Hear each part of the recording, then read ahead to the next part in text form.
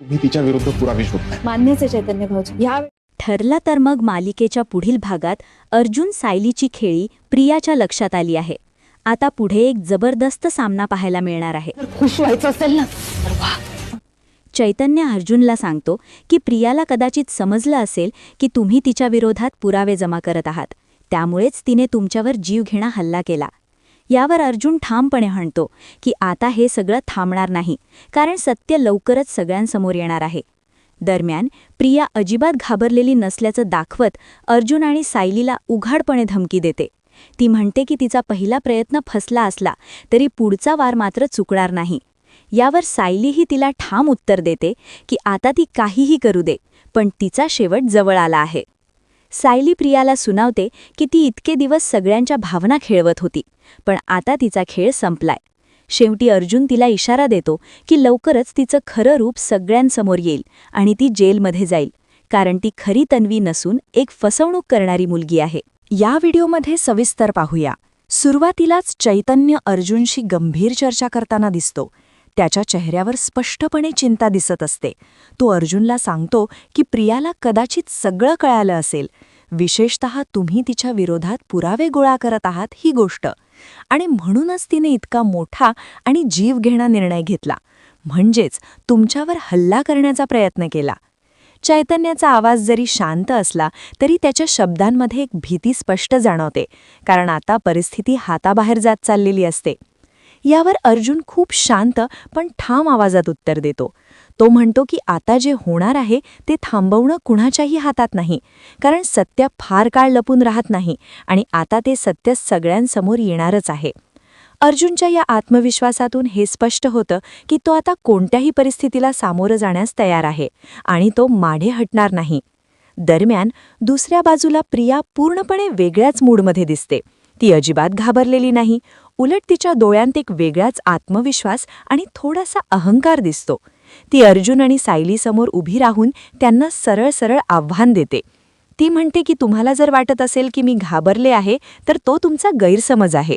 माझा पहिला वार जरी फसला असला तरी दुसरा वार कधीच फसणार नाही. प्रियाच्या या शब्दांमधून तिचं धाडस आणि तिच्या मनात चाललेली धोकादायक योजना स्पष्ट दिसते.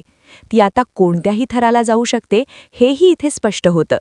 तिच्या आवाजातली ती थंडी आणि निर्धार प्रेक्षकांच्या अंगावर काटा आणणारा आहे. पण इथे सायलीही मागे हटणारी नाही. ती प्रियाला तितक्याच ठामपणे उत्तर देते. सायली म्हणते की आता तू जे काही करायचं आहे ते बिनधास्त कर, कारण आता आम्हीही थांबणार नाही. इतके दिवस तू सगळ्यांच्या भावना खेळवत होतीस, सगळ्यांना फसवत होतीस, पण आता तुझा तो खेळ संपलाय. आता तुला तुझ्या प्रत्येक कृत्याची किंमत मोजावी लागणार आहे. सायलीच्या या शब्दांमध्ये केवळ राग नाही तर एक प्रकारची ताकद आणि आत्मविश्वास दिसतो.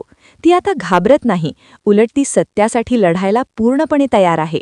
तिच्या या बदलामुळे कथा आणखी रोचक बनते. यानंतर अर्जुनही पुढे येतो आणि प्रियाला शेवटचा इशारा देतो.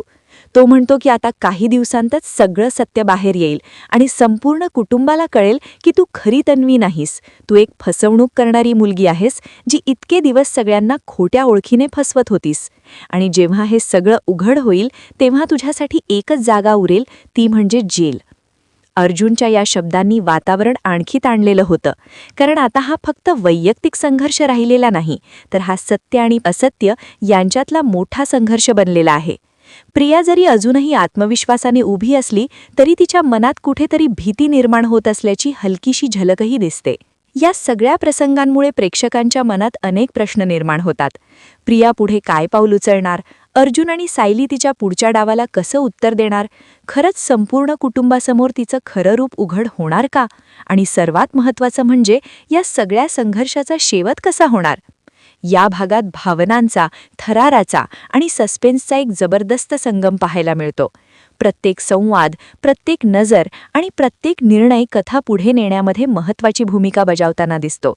प्रेक्षकांना एका क्षणासाठीही स्क्रीनपासून दूर जाण्याची संधी मिळत नाही. जर तुम्हाला अशाच अपडेट्स आणि रिव्ह्यूज पाहायचे असतील तर आमच्या चॅनलला नक्की सबस्क्राईब करा, व्हिडिओला लाईक करा आणि तुमचं मत कमेंटमध्ये नक्की सांगा. पुढील भागात काय होऊ शकतं याबद्दल तुमचा अंदाज आम्हाला कळवा, कारण आता कथा एका अशा टप्प्यावर आली आहे जिथे प्रत्येक क्षण महत्त्वाचा आहे आणि पुढे काय होणार याची उत्सुकता शिगेला पोहोचली आहे.